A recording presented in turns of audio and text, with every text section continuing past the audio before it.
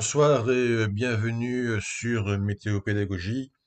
Nous sommes le 17 décembre 2024 et c'est le décryptage météo numéro 6. Avant de commencer, n'hésitez pas à vous rendre en description pour cliquer sur le lien Tipeee de Météo Pédagogie. Effectivement, nous avons décidé de nous lancer dans la collecte de fonds parce que aller au fond des choses, c'est bien, mais formater et présenter ça correctement, eh bien, c'est encore mieux. Et tout ça demande un petit financement, donc pour acheter des programmes et du matériel. Raison pour laquelle, pour cette période de Noël qui tombe plutôt à pic, eh bien, nous allons vers vous pour vous demander un petit peu quelques deniers afin d'un petit peu nous développer. Nous avons quand même pas mal de projets. Mais sans plus attendre, décryptage météo numéro 6. Un décryptage qui fera la part belle à l'humidité. Et pour commencer, nous ne pouvons pas ne pas parler du cyclone Chido qui a durement frappé donc Mayotte, comme vous le savez tous. Alors, pour expliquer évidemment ce qui s'est passé, nous n'allons pas parler de tout ce qui est politique, sociaux et économique. Et dans tout ce qui est météorologique, évidemment, on peut parler de la température d'eau de mer, mais c'est quelque chose qui est souvent répété. Nous préférons nous concentrer sur le taux d'humidité. Et en vert, vous avez un taux d'humidité élevé. Nous sommes vraiment dans le haut de l'échelle, hein, vers 90%. Et vous voyez que tout ce qui est jaune, donc c'est-à-dire de l'air sec, est fortement rejeté vers l'est. Donc, Shido a profité vraiment d'un environnement humide très favorable et tout cela est nécessaire pour développer un noyau central donc dur autour duquel peut vraiment tout se structurer et tout se développer et tout se renforcer aussi. Donc voilà, donc nous avons vraiment de l'humidité, vraiment un environnement vraiment humide et moite autour du centre cyclonique, et ceci permet d'expliquer en partie la catastrophe.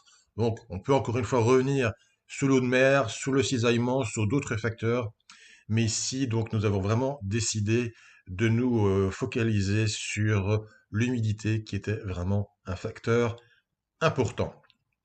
Et humidité, eh bien, nous allons continuer avec ce qui s'est passé donc dans les îles Canaries. Alors, les îles Canaries se situent plus ou moins ici, et nous avons les Açores ici. Et donc, eh bien, ce qui s'est passé, c'est que nous avons eu la tempête Dorothea, qui a été donc nommée par le service espagnol AEMET, autour de laquelle est bien vraiment une rivière atmosphérique s'est structurée et a été propulsée vers l'Europe. Raison pour laquelle hier, sans système frontal, il est quand même tombé 2,4 mm à Uccle-Bruxelles. C'est quand même pas rien. Bon, en temps normal, c'est peu évidemment, mais ici, c'était vraiment de simples nuages vraiment épais et gorgés d'humidité qui venaient eh bien, tout simplement à l'origine du nord du Cap-Vert. C'est aussi pour ça qu'il faisait très très doux, apporté par la dépression de l'Otéa, mais aussi par l'anticyclone qui se situe à l'avant. Et donc, bien, Dorothea, évidemment, a provoqué des rafales importantes aux îles Canaries. Donc voilà, donc nous allons un petit peu nous déplacer. Avec donc, ces rafales supérieures à 130 km à l'heure, une alerte rouge dans la Isla de la Gomera, et c'est vraiment, donc, pardon, on le voit ici, c'est vraiment dans les îles Canaries. Donc, zone de villégiature quand on a besoin en hiver pour un petit peu se relaxer, les îles Canaries, mais là, pour le coup, les touristes ont dû affronter des rafales quand même parfois dangereuses, et pas que cela, parce que, ok, on y va pour des températures plus agréables, mais là, en l'occurrence, c'était plus tellement agréable, vu que ce qui s'est passé, c'est que nous avons enregistré un minimum nocturne de 29,6 degrés à Puerto de la Cruz. C'est la nuit de décembre la plus chaude jamais enregistrée, s'il vous plaît, dans le tout l'hémisphère nord, battant même Bangkok, qui est quand même habitué à avoir de la chaleur et de l'humidité. Eh bien, tout ça, c'est à cause de l'océan, c'est à cause de son vent du sud, et c'est à cause de l'humidité qui était transportée depuis les îles du Cap-Vert, et on le voit ici avec tout simplement un magnifique effet de föhn. Regardez ici vraiment le taux d'humidité qui a plongé en dessous de 20% pendant que le vent était orienté au sud. Donc, au départ, 20, 22, 24 degrés, vous avez des taux d'humidité de 60-70%, et une fois que de l'OTA est arrivé avec son vent de sud, avec son humidité, de l'autre côté du relief, cette humidité a été supprimée, et parallèlement avec cet assèchement, nous avons eu un réchauffement, comment dire, des basses couches. Hein. Puerto de la Cruz, bah, c'est un port, c'est à 25 mètres, et il a fait donc pendant la nuit, 28, 29, 30, et au petit matin, 31 degrés. Et puis, bah, l'humidité est revenue, on le voit ici, et la température a de nouveau baissé. Donc, un magnifique effet de föhn dans le sillage de la tempête Dorothea, rafale et record hémisphérique nocturne de décembre, s'il vous plaît. Il fallait quand même le faire.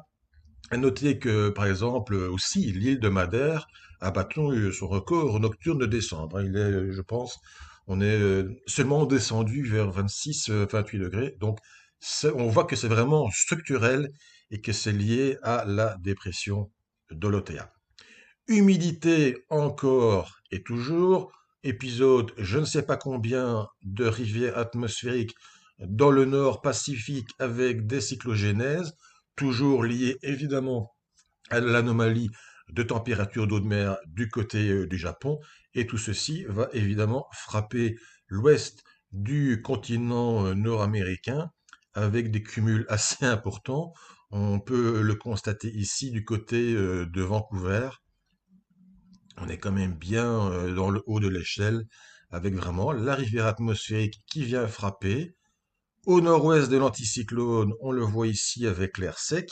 Et ce qu'il se passe, c'est que de l'autre côté de l'anticyclone, en aval, eh bien, vous avez un vent de nord-ouest, vous avez le golfe du Mexique qui est quand même toujours un petit peu chaud, vous avez des traînées de précipitations, et donc tout doucement, on se dirige vers l'Atlantique.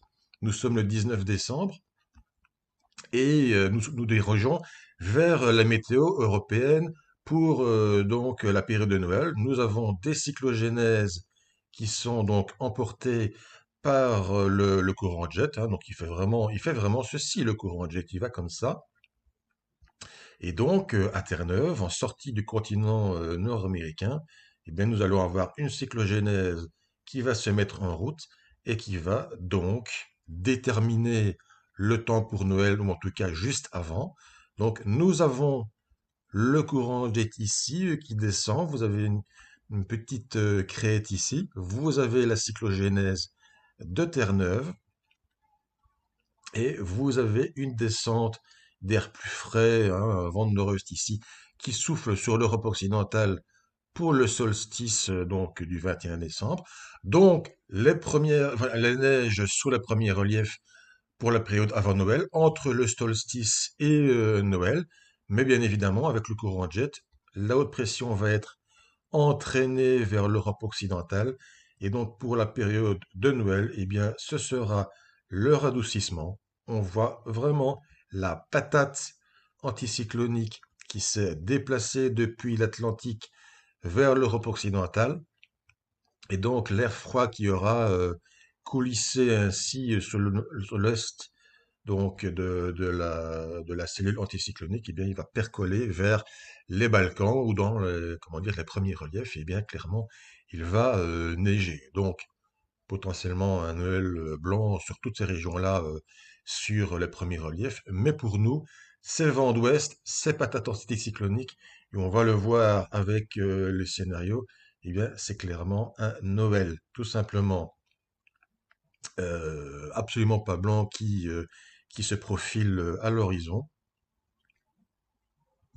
Voilà, donc pour le quantile 10, c'est-à-dire qu'il faut aller dans les 10% inférieurs de l'ensembliste du modèle européen pour avoir des températures plus basses que 7 ou 8 degrés sur l'axe Bruxelles-Paris.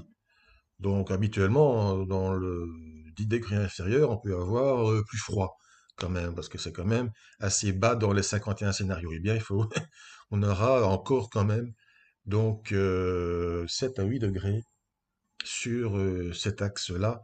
C'est clairement pas froid du tout. Et si nous allons dans le quantile 90, eh bien, c'est évidemment encore plus doux, toujours sur l'axe Bruxelles-Paris. Donc, dans les, comment dire, les scénarios non 10% au-dessus du quantile 90, eh bien, il fera plus doux que 12 degrés. Mais ça veut surtout dire qu'entre le quantile 10 et le quantile 90, eh bien, vous aviez une marge de 7 à 12 degrés. Donc, 80% des scénarios se situent entre 7 et 12 degrés pour le jour de Noël, selon l'ensembliste du modèle européen. Et si vous prenez le scénario minimum, on est, je pense, même à 3 degrés. Mais c'est vraiment le minimum sur 51 scénarios. Et le scénario médian, lui, se situe autour des 10 degrés. Donc, pas de neige pour Noël. C'est certains maintenant, on va dire, à 99% et des poussières. Pas seulement selon le modèle européen, d'ailleurs. Il y en a d'autres qui vont dans le même sens. Donc voilà.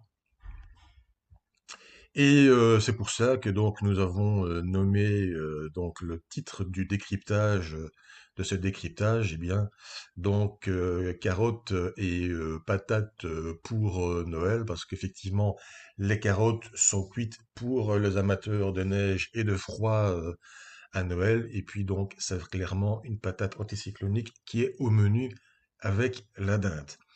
Donc voilà pour ce décryptage météo numéro 6. Encore une fois, n'hésitez pas à aller en description pour nous soutenir. Et nous espérons que vous avez aimé ce décryptage.